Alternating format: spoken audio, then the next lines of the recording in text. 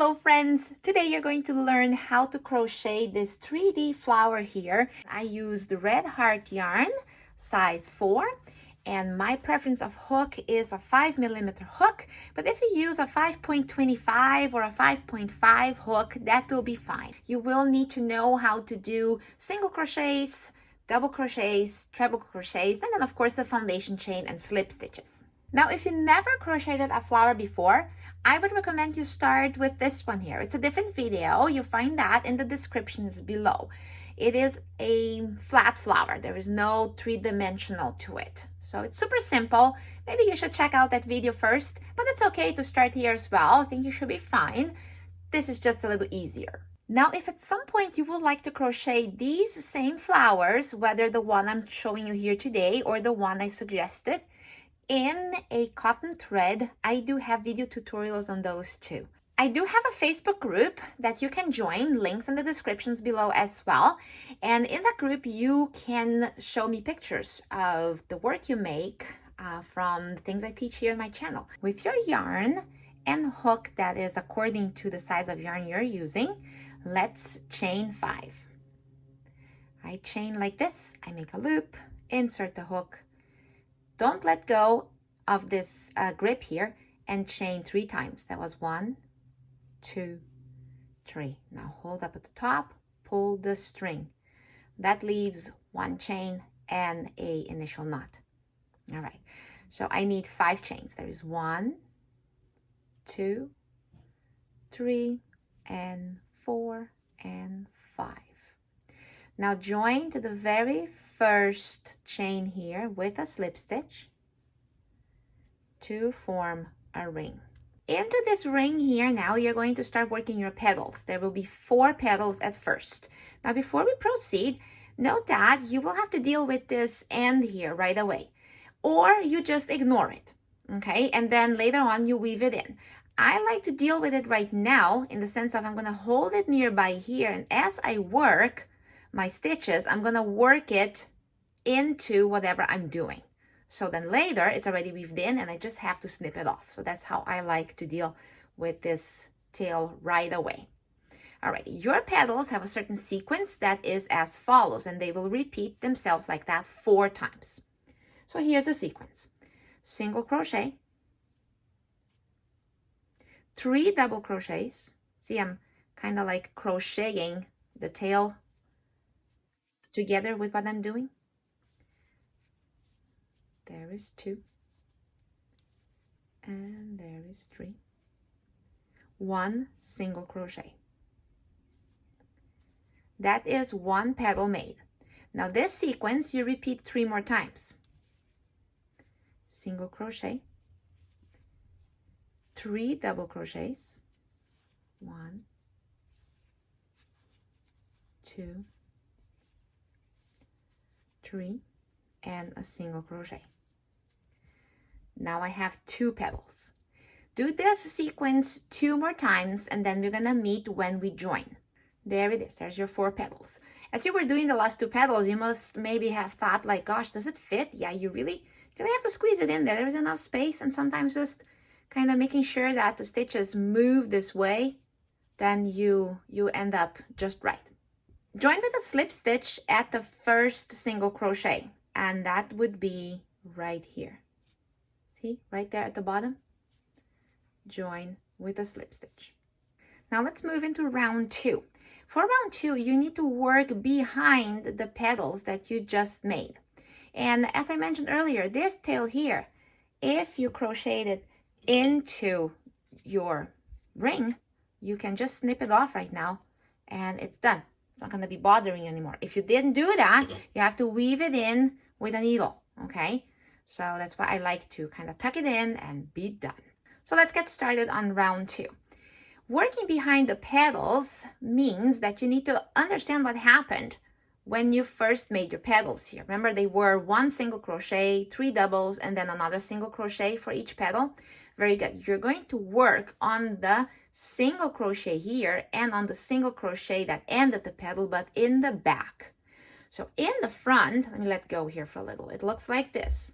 That first single crochet looks like that. It has 2 strands. See, there's the first one, there's the second one.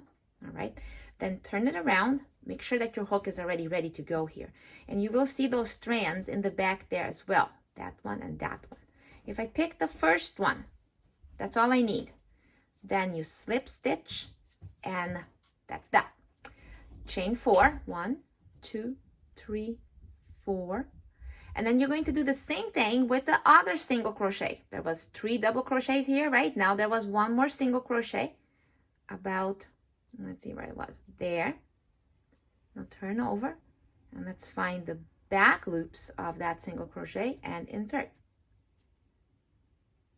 And slip stitch. So what you're doing here is you're making chain 4 spaces, okay, that you will work the next layer of petals upon. So you're going to make 4 chain 4 spaces behind these petals. For the next petal, you do exactly the same. You find the first single crochet, get that first strand there, and slip stitch. Again, chain 4, 2, 3, 4. Find the other single crochet, kind of like right there, and so on and so forth. Okay, so do this 2 more times here, and then when we are joining here, I'm going to meet you again. There, I'm going to finish up the last chain 4 space, which is sort of joining with the initial chain 4 space right here. So I kind of go behind there, find a space, and slip stitch there. Now we're going to work on round 3, and we will start making the petals here. On each chain 4 space, you're going to be working 2 petals. So here's the sequence that will repeat itself on every single chain 4 space. You start with 1 single crochet into the space, 1 double crochet, 1 treble crochet, 1 double crochet, 1 single crochet, then still on the same space, 1 double crochet, 1 treble crochet, 1 double crochet, 1 single crochet. There we go. So this filled in the first chain 4 space, and it made 2 petals. Now repeat the sequence in the next chain 4 space. I'm going to do it with you, and then the last 2 you do on your own. 1 single crochet, 1 double, 1 treble, 1 double, 1 single, 1 double again, 1 treble, 1 double, 1 single. There. Okay, now you have 4 petals. Repeat this sequence here inside the chain 4 spaces 2 more times, and we will meet when we join. There we go. All the chain 4 spaces are completed with their petals. Now we join at the base right here. Join with a slip stitch. And that finishes up row 3. Now we're going to start row 4. And here in row 4 again, you're going to be working on the back of the petals again, doing slip stitches into these first loops of the single crochet here. Chain 4 and do a bunch of chain 4 spaces so that on row 5 you can make petals again. All right, so let's go. Pick up my tension here. So you're going to slip stitch in the first single crochet here, and it can be a little fussy because those strands can be a bit tight. So if you have to kind of like wrestle through it, just do that, you know, there, see? It depends. Sometimes I crochet a little tighter than I wanted to, and it just gets a bit tough. So you just have to kind of really force that hook through that that strain. All right, so that is a slip stitch right there. Now we chain 4. 2, 3, 4. Okay, now you're going to go to the next petal. Okay, so here's the next petal, and it's a bit hard to see where that first single crochet was, so you have to open it up a little, and it was kind of like right there. There. Oh, that was an easier one. And slip stitch. Go 1, 2, 3, 4. Now skip over to the next petal. Same thing, try to find where it is, and so on and so forth. Oh, I was gonna do a double crochet there for no reason. It's a slip stitch right there. Give me 1, 2, 3, 4. So you see what's going on here? So every single petal gets a chain 4 space. So keep repeating this. I already have 1, 2, 3. Keep repeating this 1, 2, 3, 4, 5 more times. That is the last one here. So I'm going to join way in the back here. Kind of really whatever. Kind of there. Yeah, there is not really a big deal about that spot right there. There. Okay. So this finishes up row 4. And yes, you should have 8 chain 4 spaces. 1, 2, 3, 4, 5, 6, 7, and 8. Now here on row 5, we're going to be working into the chain 4 spaces. And there is a sequence for every petal that will repeat itself 8 times. So let's get started. Into the chain 4 space, slip stitch, then chain 3. 4 double crochets. 1, 2, 3, 4. Chain 3, slip stitch. That was a petal made. Oh, there we go. That is a sequence. So I'm going to do one more sequence here with you, and then you finish it up until the flower is done. Slip stitch, 1, 2, 3 chains, 4 double crochets, 2, 3, 4, chain 3, and slip stitch. That's the sequence for every single petal. So I made 2 already. Go ahead and make another 6. We are gonna meet again when we are joining here, and then we just finish off the flower and weave in the ends. Here we go, finished with row 5. Now let's join, which I go just like that. Put in the bottom there with a slip stitch, and then I finish off. Cut off the string.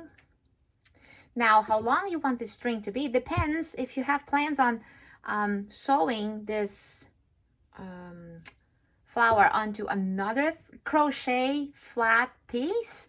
Then you might want to leave a nice long tail here so that you can actually do the sewing with this one less end to worry about. But for now, this is all I've done here, okay? If you want to glue this flower on to something, then you might want to weave in the ends. So that end here, remember I already dealt with that. So if by any reason you did not crochet it into your circle here earlier and it's still dangling around, you need to weave in that. And I usually weave it in around this area here. Now this one here, I will weave it in around, I go down here and then I go this way, okay? There isn't really like a big right or wrong about weaving in, as long as you try to hide it as best as you can. That's the idea. So I go to the lower row, round actually, and stick it into the base of the stitches. It kind of snugs into there really just fine. And just 2 times would be enough, but since I have a lot of string here still, I kind of go all around. There we go. And here it is.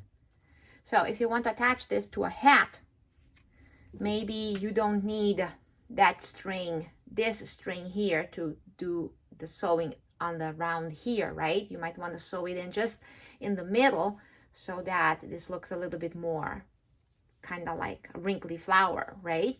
But if you want this piece to lay completely flat on a pillow, for example, then you might want to use the string that I just cut off here and the extra that you might have, and then sew it into that flat piece, okay?